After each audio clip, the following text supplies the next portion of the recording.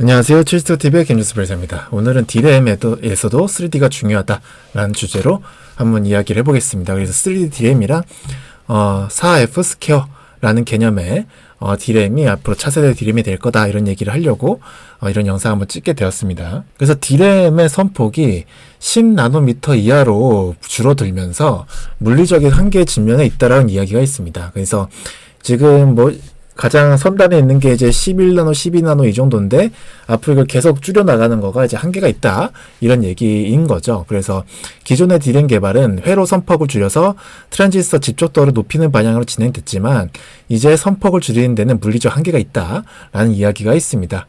그래서 캐패시터, 전력 노출 등의 물리적 한계 직면에 있기 때문에 그거에 대한 대응책으로 삼성전자는 10나노 이하 D램 공정에서는 4F 스퀘어를 적용한다라는 이야기가 있었습니다.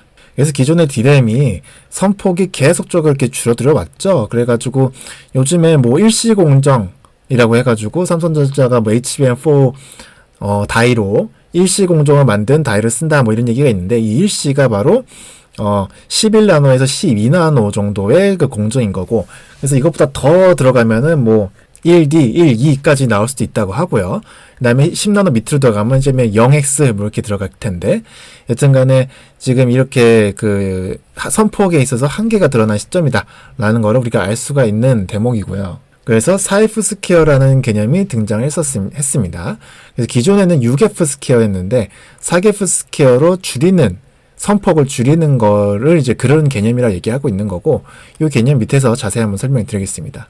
D램이라는 게 기본적으로 이렇게 캐패시터가 있고, 비트라인은 데이터를 읽고 쓰는 라인, 그 다음에 워드라인은 이제 특정 메모리 셀을 활성화하는 신호, 그 다음에 트랜지스터, 그 다음에 캐패시터, 이런 구조로 이루어져 있다. 그래서 1 트랜지스터, 1 캐패시터가 이제 하나의 D램 셀을 구성하는 그런 걸로 이제 알 수가 있고요. 요것들이 이제 모여있는 거가 이제 D램 다이다라고 볼 수 있겠어요. 그래서 옛날에 이제 8F 스퀘어는 어떤 개념이냐, 바로 이 워드라인과 비트라인이 이렇게 있으면은 이 비트라인의 요거를 하나를 공유를 하고 있는 거죠.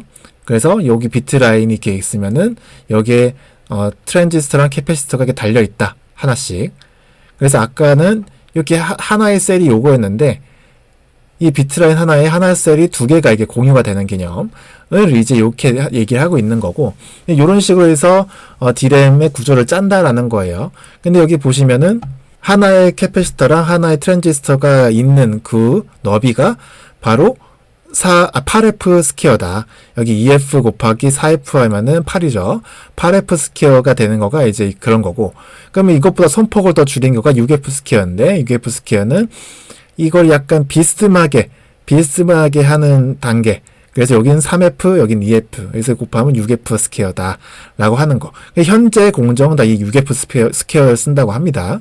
그래서 이게 이제 하나의 셀이 포함된 단위 면적이다 라고 이렇게 보면 되는 건데, 이제 이 선폭을 더 줄여 나가기 위해서 4F 스퀘어라는 개념이 등장한다는 거예요. 그러니까 하나의 트랜지스터랑 하나의 캐패시터가 요 4F 2 곱하기 2, 4 여기 범위 안에 다 들어가게끔 해야 된다라는 거고, 이걸 위해서 그 워드라인에 연결되어 있는 트랜지스터를 수직으로 세우는 그런 개념이 나오고 있고, 그게 이제 4F의 개념이다, 4F 스퀘어의 개념이다라고 이렇게 볼 수가 있겠어요. 선폭을 줄이는 개념. 그래서 D램이 고도화될수록 4F 스퀘어로 가고, 그래서 27년도 이후부터 4F 스퀘어가 상용화된다는 이야기가 있고요.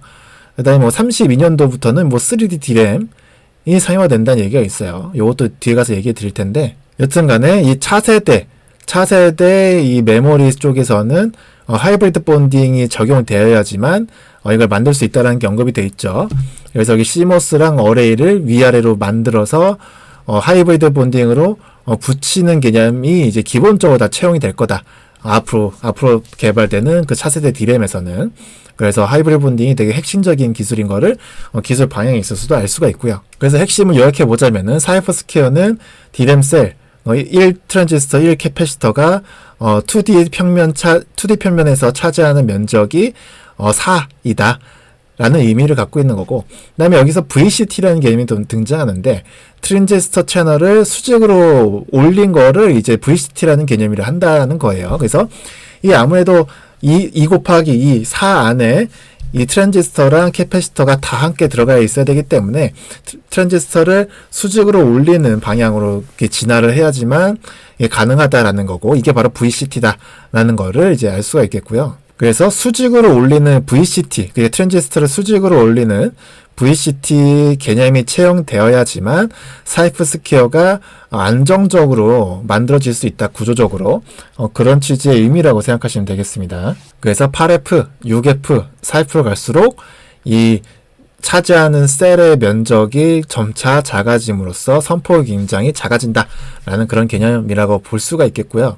근데 D램에서 이제 플래너 트랜지스터 방식, 그러니까 평면 방식으로 이 사이프를 이제 구현하려는 그런 시도도 있지만, 그 굉장히 좁은 공간 안에 모든 거를 그 평면 수준으로 넣는 거는 한계가 있기 때문에, 그래서 아무래도 VCT와 같은 새로운 트랜지스터 구조가 필요해질 가능성이 크다라고 이제 업계에서는 보고 있다고 합니다. 그래서 D램 로드맵을 보면은 이제 8F, 6F, 4F로 진화를 하고, 그 다음에 이제 3D D램이라는 개념도 등장하는데, 이 3D D램이라는 개념은 뭐냐면, 이게 우리가 캐패시터를 위로 올렸는데, 이 3D D램은 옆으로 뉘어서 이렇게 3D로 쌓겠다는 거예요. 그렇기 때문에 아무래도 공간적 제약이 훨씬 줄어들 수 있다라는 거죠. 그래서 이게 바로 3D D램의 개념이고, 기존에는 평면에 수백억 개의 트랜지스터를 집착했어야 되는데, D램을 가로 눕힌 뒤 수직으로 스태킹하면은 트랜지스터를 이제 분산시킨 효과, 간격이 넓어진 효과를 동시에 가져갈 수 있기 때문에 효율이 좋다.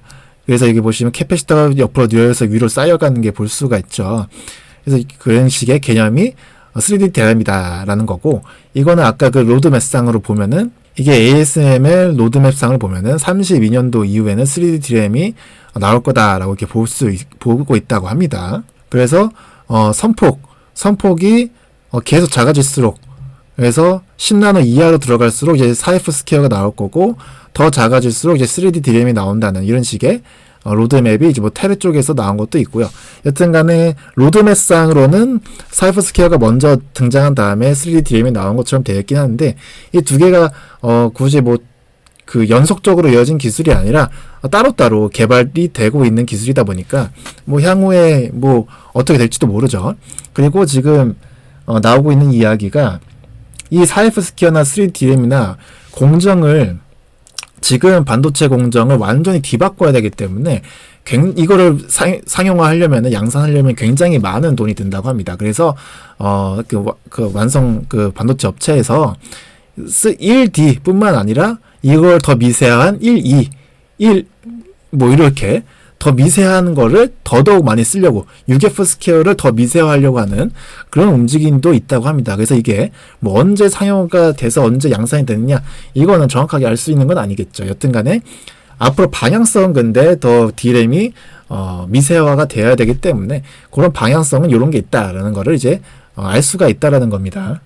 그래서 이 트랜지스터 구조를 약간 바꿔서 3D로 쌓아 올리는 4F 스퀘어나 3D D램, 이런 것들이 만약에 양산이 된다. 그러면 어떤 것들이 수혜를 입을까라는 것들을 간단히 정리해 보면은, 뭐 ALD 증착 장비를 사용하는 그런 업체들, 그래가지고 뭐 방막 형성을 굉장히 얇게 해야 되는 이슈가 있기 때문에, 그래서 그런 것 ALD가 수혜를 받을 거다. 고종회비 를 굉장히 많이 써야 되기 때문에 그런 얘기가 있고, 그 다음에 식각 장비도 중요할 거고요. 고선택비 식각이 중요하기 때문에, 그 다음에 VCT 위로 올리는 트랜지스터 구조에서는 게이트 산화막으로 사용되는 하이K 물질도 되게 중요하다라는 얘기도 있고요.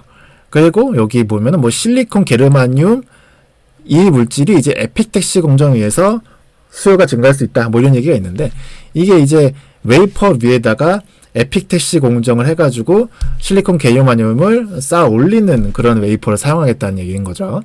그래서 이게 뭐냐면은 3D D램으로 설명해 보면은, 3D D램에서 이 캐패시터가 옆으로 누워서 이렇게 되어 있잖아요. 이렇게 되어 있다 보니까 굉장히 그 고종횡비, 고식각비를 할 수 있는 그러한 구조를 만드는 게 좋고, 그래서 이렇게 실리콘이랑 실리콘 게르마늄 쌓아 올린 다음에 이렇게 웹 애칭하면은 가운데가 쉽게 비어나와가지고 쉽게 애칭이 될 수 있는 그러한 구조적인 거, 구조적인 걸 되게 편안하게 만들어줄 수 있는 그러한 것들이 필요하다. 그래서 실리콘 계류만용 에피텔시얼 성장은 복잡한 3D 구조를 만들기 위한 템플릿을 제공하며 기존 평면 구조를 넘어서는 고밀도 메모리 설계에 필수적이라는 의견이 있습니다. 그래서 이런 식의 에피텔시 공정을 할 수 있는 그런 장비에서도 수혜를 받을 거다라는 이야기가 있는 거고요. 그래서 에피텔시 공정은 실리콘과 실리콘 계류만륨을 교대층으로 형성해가지고 이후에 원하는 패턴으로 만들 수 있는 기반을 제공한다. 라는 얘기를 하고 있습니다. 특히 수직 채널이나 적층 구조를 형성하는 데 필수적이다, 필요하다 이런 얘기를 하고 있어요. 그래서 VCT DRAM 같은 수직 채널을 형성하기 위해서 이 실리콘 계류만륨과 같은 에피텔시얼 성장시킨 이후에 제거해서 실리콘 채널을 만드는 그러한 3D 구조 설계가 필수적이다. 그리고 3D DRAM에서도 이러한 실리콘 계류만륨의 선택적 애칭이 되게 중요하다라는 그런 이슈가 있다라고 합니다. 실리콘보다 실리콘 계류만륨이 쉽게 애칭이 될 수 있게끔 만든다. 이런 식의 개념인 거죠. 그래서 실리콘 계류만륨 에피텔시얼 성장이라는 거가 차세대 DRAM에서 들어갈 수 있는 개념이다 보니까 이런 것들을 미리 좀 공부해주면 좋을 것 같다라는 생각에서 영상을 한번 만들었고요. 그래서 실리콘 계류만륨 에피텔시 증착 방식이 로우 프레셔 케미컬 베이퍼 데포지션, 그래서 LPCVD 공정 아니면 리듀스드 프레셔 CVD 이러한 공정들에 있어서 만들어질 수 있다고 합니다. 그래서 낮은 압력에서 가스를 분해해가지고 단결정 실리콘 계류만륨 층을 형성시키고 균일한 반막 형성을 가능하게 한다라는 그러한 공정을 의미하고 있다고 하고요. 이 실리콘 계류만륨 에피텔시 장비의 핵심 요구사항이 이 낮은 온도를 제어할 수 있어야 되고, 그다음에 낮은 압력, 저압 환경에서 균일한 가스를 분포하게 해가지고 실리콘 계류만륨이 균일하게 에피텔시 될 수 있는 그런 것들을 얘기하고 있고, 그다음에 가스 흐름 제어 해가지고 계류만륨 함량을 최적화한다. 이런 것들도 있습니다. 그래서 이런 핵심 요구사항이 있는 장비다라는 걸 우리가 볼 수가 있겠고요. 그래서 이거를 핵심적으로 만들 수 있는 회사가 ASM 인터내셔널, 어플라이 머티리얼즈, 유진테크 이런 회사들이 있다고 합니다. 그래서 간단하게 특허를 살펴보면은 이 유진테크 쪽에서 저온 에피텔시얼 층 형성 방법이라는 특허가 하나 있어요. 이걸 보면은 에피텔시얼 층을 형성시킬 때에 이 저온에서 에피텔시얼 층 내부의 압력도 저압을 해가지고 형성시키는 그러한 특허를 등록받은 게 있는데, 이게 지금 저온 에피텔시 기술이라 해가지고 실리콘 계류만륨 공정에서도 이 기술이 응용이 될 수 있고, 그다음에 저압 공정이기 때문에 응용이 될 수 있다라는 이야기가 있는데, 근데 이 특허는 실리콘 에피층, 실리콘을 성장시키는 그 특허여서 실리콘 계류만륨이 직접적으로 언급되어 있지 않기 때문에 계류만륨 가스가 함께 실리콘 가스랑 함께 주입이 돼야 되는데 그러한 내용은 이 특허에서는 없다. 그래서 아무래도 이 유진테크에서도 이런 거를 준비를 하고 있겠지만 특허적인 면에서 아직 제가 발견하지 못했어요. 그래서 다음에 발견하게 되면 한번 언급을 해드리겠고요. 다음에 ASMIP 홀딩이라고 하는 ASM 인터내셔널 관련된 특허를 보면은 여기서는 이제 그 실리콘 공급원, 도퍼트 공급원, 할로이 공급원들이 이제 그 가스 혼합물로 해가지고 기판에 노출시킨다라고 되어 있고, 그래서 여기서 실리콘 함유 에피텔시얼층을 증착한다라고 되어 있어요. 그리고 이 도펀트의 농도가 어느 정도로 되게끔 형성되겠다라는 것들을 정확하게 언급하고 있는 것들이 등록이 되어 있거든요. 그래서 이 특허는 말 그대로 실리콘 계류만륨이라는 것들을 언급을 하고 있고, 실리콘 계류만륨에서 필요한 그 도펀트의 농도 같은 것들도 언급하고 있고, 그 다음에 저온 증착이 가능하다라는 것들도 언급하고 있어서 이 특허, ASM의 특허는 그 실리콘 계류만륨을 에피텔시 성장시키는 그러한 특허와 관련된 것이라고 볼 수가 있겠고요. 그래서 실리콘 계류만륨 등의 도핑층이 실리콘 계류만륨 가스가 실리콘 계류만륨 합금층을 형성할 수 있다는 걸 정확하게 언급하고 있어요. 차세대 DRAM에서 SIG 채널 형성에 적용될 수 있는 그러한 장비 특허를 가지고 있다는 걸 볼 수가 있겠습니다. 특히 실리콘 계류만륨 증착 시 계류만륨 도입 비율을 조절해가지고 그런 것들 매우 적정한 농도값으로 정착을 시킬 수 있는 그런 것들을 이제 언급하고 있다라고 이렇게 볼 수가 있겠어요. 그래서 오늘은 간단하게 DRAM에서도 3D가 중요하다라는 개념에 있어서 4F 스퀘어랑 3D 디램이 이제 차세대 디램으로 나오는 개념들이기 때문에 그거 관련해서 관련된 내용이랑 특허를 간단하게 한번 소개해드렸습니다. 오늘 영상이 마음에 드셨다면 구독과 좋아요 부탁드리겠습니다. 감사합니다.